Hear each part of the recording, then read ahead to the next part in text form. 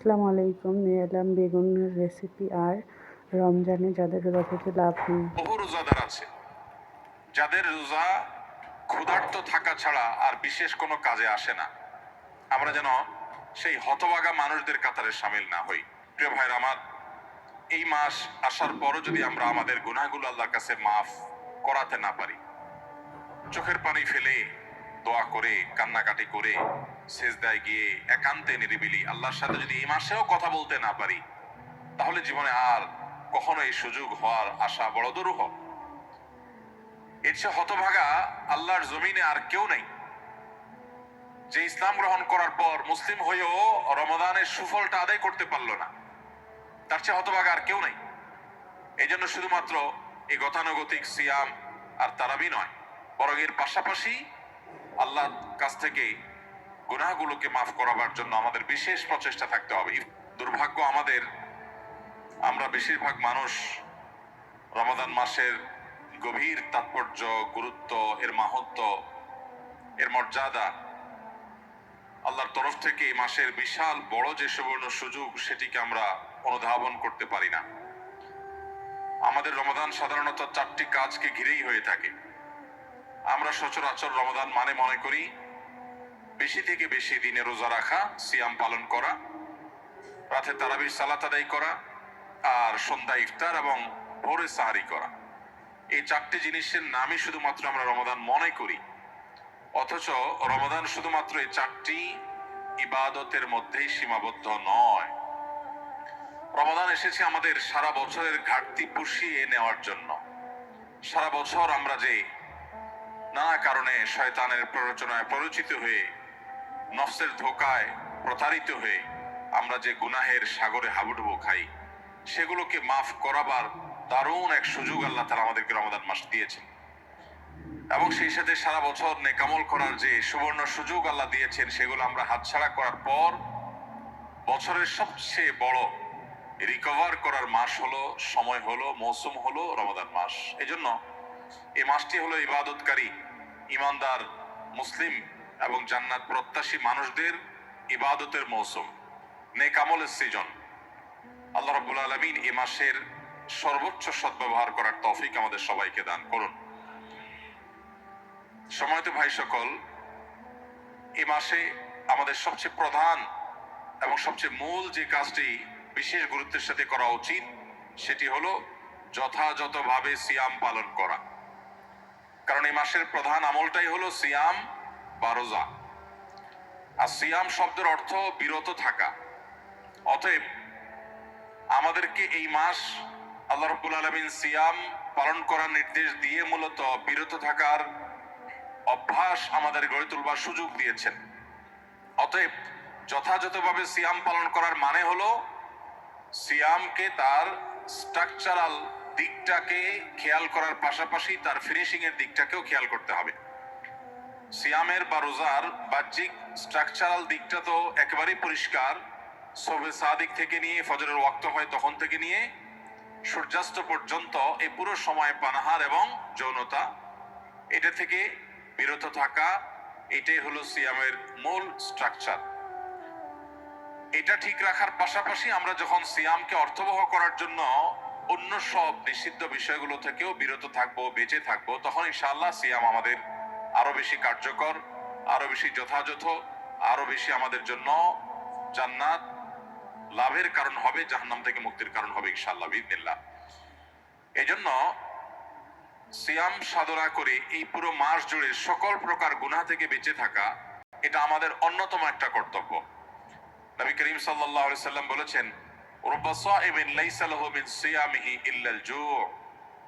বহু রোজাদার আছে যাদের রোজা ক্ষুধার্ত থাকা ছাড়া আর বিশেষ কোনো কাজে আসে না।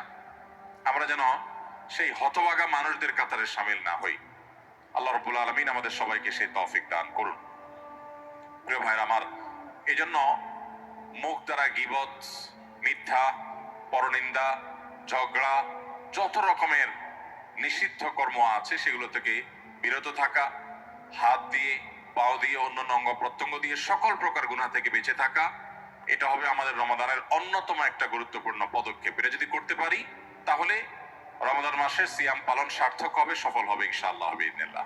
আল্লাহ আমাদের সবাইকে সকল প্রকার গুনাহ থেকে বেঁচে থাকার তৌফিক দান করুন। সিয়ামের উদ্দেশ্য যে তাকওয়া অর্জন করা, সে তাকওয়া হাসিল হওয়ার জন্য, সে তাকওয়া অর্জন হওয়ার জন্য সকল প্রকার গুনাহের পথগুলো বন্ধ করা, এটা অত্যন্ত গুরুত্বপূর্ণ।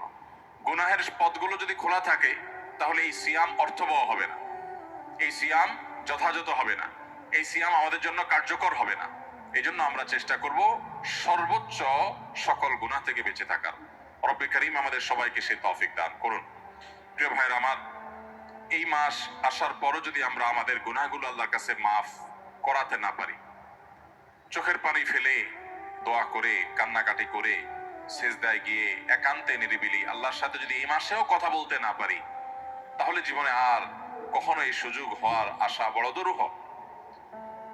এর চেয়ে হতভাগা আল্লাহর জমিনে আর কেউ নেই, যে ইসলাম গ্রহণ করার পর মুসলিম হয়েও রমাদানের সুফলটা আদায় করতে পারলো না। তার চেয়ে হতভাগা আর কেউ নেই।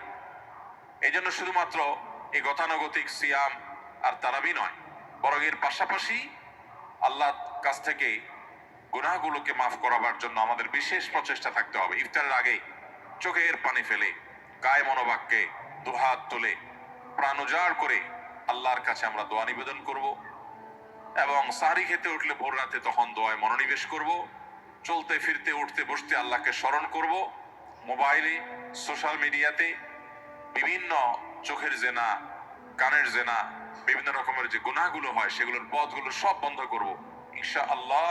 তবে এই রমাদান আমাদের তাকওয়া হাসিলের কারণ, এই সিয়াম আমাদের তাকওয়া অর্জনের কারণ এবং আমাদের জীবনকে পরিবর্তনের কারণ হবে ইনশাআল্লাহ বিইذنিল্লাহ।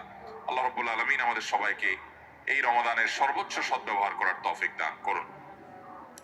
একজন মানুষ ইতিকাফে বসে মোবাইল চালানো, মসজিদের ভিতরে দ্বীন ইসলামের ক্লাস ও মসজিদের ভিতরে ইফতার পার্টিতে অংশগ্রহণ করতে পারবে কিনা, এবং কেউ কোনো কিছু জানতে চাইলে ইতিকাফরত ব্যক্তি উত্তর দিতে পারবে কিনা?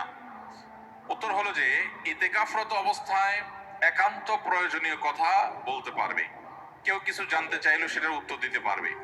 কিন্তু মসজিদের মধ্যে মোবাইল টিপাটিপি, যেটা অহেতুক মোবাইল টিপাটিপি করা, সোশ্যাল মিডিয়া ব্রাউজ করে বেড়ানো, আপনার স্ক্রল করে বেড়ানো, এটা অবশ্যই ইতিকাফের যে উদ্দেশ্য সেটাকে ব্যাহত করে, ইতিকাফের যে প্রাণ সেটাকে নষ্ট করে।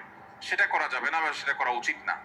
যদি কেউ সেটা করেন তাহলে ইতিকাফ ভাঙবে না, কিন্তু ইতিকাফের কোয়ালিটি নষ্ট হয়ে যাবে এবং এটার সওয়াব কমে যাবে। এজন্য অহেতুক মোবাইল টিপাটিপি বা অহেতুক গল্প গুজব আড্ডা এগুলো দেওয়া যাবে না। তবে প্রয়োজনীয় কথা বলা যাবে, এবং মসজিদের মধ্যে দ্বীনি ইলমের ক্লাস অবশ্যই করা যাবে। মসজিদের মধ্যে ইফতারের কোনো প্রোগ্রাম হলে সেখানে অংশগ্রহণ করা যাবে, এগুলোতে কোনো অসুবিধা নেই। ইতিকাফ নিয়ে আমাদের মধ্যে অনেকের মধ্যে অতি ভয় কাজ করে। আমরা মনে করি ইতিকাফে বসলে বোবা হয়ে যেতে হয়, কোনো কথা বলা যায় না। এরকম না, সাধারণ স্বাভাবিক জীবনযাপন আমরা করতে পারবো ইনশাআল্লাহ। নবী করিম সাল্লাল্লাহু আলাইহি সাল্লাম রমাদানের শেষ দশকে জীবনে কোনো বছর ইতিকাফ ছাড়তেন না। এক বছর তিনি শেষ দশকে ইতিকাফ রেখে ইতিকাফে বসে আবার বের হয়ে যেতে হয়েছে, ইতিকাফ ভেঙে ফেলতে হয়েছে একটা বিশেষ প্রয়োজনে। পরবর্তী বছর তিনি সেই 10 দিন এবং পরের বছরের 10 দিন সহ 20 দিন ইতিকাফ করেছিলেন। এর মানে হলো দ্বিতীয় হিজরিতে রমাদানের রোজা ফরজ হওয়ার পর থেকে নিয়ে তার ওয়াফাত পর্যন্ত, দশম হিজরি পর্যন্ত এই 8 বছর কোনো বছর তিনি ইতিকাফ ছাড়েননি। অথচ আমরা বেশিরভাগ মানুষের জীবনে এক বছরেও ইতিকাফ করা হয়নি। এটা দুর্ভাগ্যজনক বিষয়। যেটা নবীজি জীবনে কখনো ছাড়েননি, কোনো বছর ছাড়েননি, সেটা আমি জীবনে কোনো বছর করি নাই। পরম শত্রুর সাথেও তো এরকম আমাদের কার্যত সেই বৈপরীত্য আমরা করে রেখে দিয়েছি। এই জন্য ইতিকাফের দৃঢ় সংকল্প আমাদের করা উচিত। আল্লাহ আমাদের তৌফিক দান করুন। আসসালামু আলাইকুম।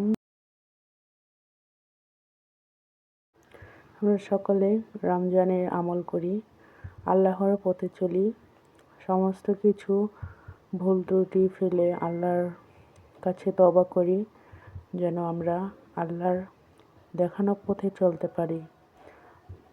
আজকের মতো বিদায় নিচ্ছি। ভালো থাকবেন, সুস্থ থাকবেন। আল্লাহ হাফেজ। আসসালামু আলাইকুম।